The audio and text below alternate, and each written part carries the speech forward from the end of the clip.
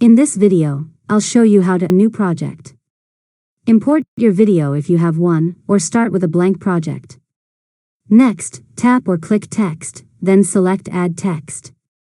Type the words you want the AI voice to read, then confirm the text.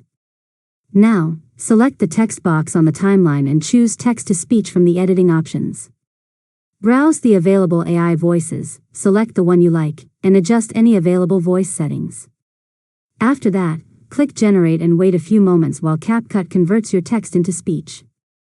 Once it's ready, play the video to make sure the voice sounds the way you want and matches the timing of your project.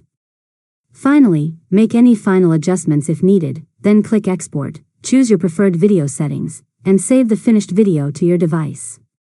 And that's it. You've successfully learned how to add text-to-speech in Capcut.